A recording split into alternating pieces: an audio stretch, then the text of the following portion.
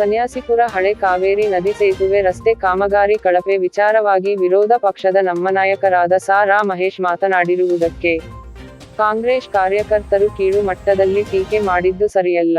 ನಮ್ಮ ನಾಯಕರ ಬಗ್ಗೆ ಮಾತನಾಡುವಾಗ ಮಾತಿನ ಬಗ್ಗೆ ಎಚ್ಚರ ಇರಲಿ. ಮತ್ತೊಮ್ಮೆ ಹಗುರವಾಗಿ ಮಾತನಾಡಿದ್ರೆ ಹುಷಾರ್. ಕಾಂಗ್ರೆಸ್ ಕಾರ್ಯಕರ್ತರಿಗೆ ಜೆಡಿಎಸ್ ಕಾರ್ಯಕರ್ತರು ಎಚ್ಚರಿಕೆ ನೀಡಿದ್ದಾರೆ. ಕಮಿಷನ್ ನಿಮ್ಮ ಪಕ್ಷದ ಸಂಸ್ಕೃತಿ. 15 ವರ್ಷ ಜಾತಿಭೇದ ಇಲ್ಲದೆ ಕೊಡುಗೈ ದಾನಿಗಳಾಗಿ ಕೆಲಸ ಮಾಡಿದ್ದಾರೆ ನಮ್ಮ ನಾಯಕರು. ಅವರನ್ನು ಟೀಕಿಸುವ ಯೋಗ್ಯತೆ ನಿಮಗಿಲ್ಲ ಎಂದು ಆಕ್ರೋಶ ವ್ಯಕ್ತಪಡಿಸಿದರು. News public CCTV Mysuru. ಟೀಕೆ ಮಾಡೋದಕ್ಕೆ ಅದಕ್ಕೆ ಸರಿಯಾದ ಮಟ್ಟದಲ್ಲಿ ನೀವು ಉತ್ತರ ಕೊಡಿ. ಆಮೇಲೆ ನಮ್ಮ ನಟರಾಜ್ ಅವರು ಹೇಳ್ತಾರೆ, ಸಾರಾ ಮಹೇಶಣ್ಣ ಅವ್ರ ಬಗ್ಗೆ ಹೇಳ್ತಾರೆ, ಜಾತಿ ರಾಜಕಾರಣ ಮಾಡ್ತಾರೆ, ಫೋನು ಮಾಡ್ತಾರೆ, ಯಾರು ಬಂದವರು ಯಾರು ಏನು ಅಂತ.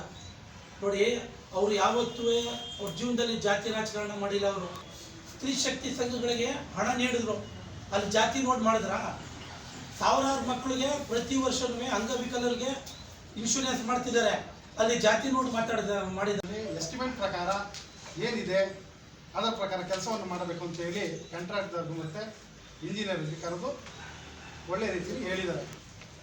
ಕಾಂಗ್ರೆಸ್ ಪಕ್ಷದ ವಕ್ತಾರರಾದಂಥ ಜಾಬೀರ್ ರವರು ಮಾಜಿ ಶಾಸಕರಂತ ನಮ್ಮ ನಾಯಕರಾದ ಮಹೇಶಣ್ಣವರಿಗೆ ಸ್ವಾಗತವನ್ನು ಬಯಸಬೇಕಾಗಿತ್ತು. ವಾಪಸ್ ತಗೊಂಡೆ ಯಾರು ರೋಲ್ ಕಾಲ್ ಮಾಡಿರೋದು?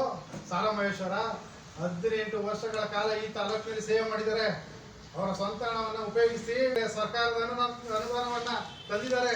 ತಾಲೂಕು ಮೂಲೆಯಲ್ಲಿ ಅವರ ಹೆಸರು ಓಡಾಡ್ತಾ ಇದೆ. ನಮ್ಮ ನಾಯಕರು ಬಂದಿಲ್ಲಪ್ಪ, ಅವ್ರ ಮನೆಗೆ ಬಿಸ್ಕೆಟ್ ಹಾಕ್ತಾರ ನಾಯಿಗೆ, ಪ್ರಾಣಿಗಳು ಸಾಕೋರಲ್ಲ, ನಾಯಿಗಳು ಕುದುರೆ, ಅದಕ್ಕೆ ಖರ್ಚು ಮಾಡೋ ಹಣನ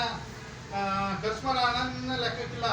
ಅಂಥದ್ರಲ್ಲಿ ನಿನ್ನ ರೋಲ್ ಕಾಲಿ ಅವ್ರು ಬರ್ತಾರ, ನೀವು ರೋಲ್ ಕಾಲ್ ಮಾಡೋರು, ನಿಮ್ಮ ಪಕ್ಷದವರು, ನಿಮ್ಮ ಹೈಕಮಾಂಡ್ ನಿಂದ ಕೂಡ ರೋಲ್ ಕಾಲ್ ಮಾಡ್ಕೊಂಡೆ ನಿಮ್ಮ ಪಕ್ಷ ಬೆಳೆಸಿರೋದು. ನೀವು ಮಾಡ್ತಾ ಇರ್ತಕ್ಕಂಥದ್ದು ಕಳಪೆ ಕಾಮಗಾರಿ. ಅದನ್ನ ಪ್ರಶ್ನೆ ಮಾಡಿದ್ರೆ ನೀವು ತಕ ತಕ ತಕ ತಕ ತಕ ಕುಣಿತಾ ಇದ್ದೀರಿ ಅಂತ ಏನ್ ಅರ್ಥ? ಇದ್ರಲ್ಲೇನೋ ನಿಮ್ ಸ್ವಾಯತ್ತಾಸಕ್ತಿ ಇತ್ತು ಅಂತಾನೆ ತಾರೆ ಅರ್ಥ. ನಾವೇನು ಮಾಡಿಲ್ಲ, ಭ್ರಷ್ಟಾಚಾರ ಮುಕ್ತರು ನಾವು, ಸ್ವಜನ ಹಿತಾಸಕ್ತಿ ಇಲ್ಲ ನಮ್ಗೆ ಅಂತ ಹೇಳ್ತೀರ. ನಮ್ಮ ನಾಯಕರು ತಂದಂತ 25 ಕೋಟಿ ಹಣನ PRD ತಂದು ನಾವು ಟೆಂಡರ್ ಮಾಡಿದ್ವಿ.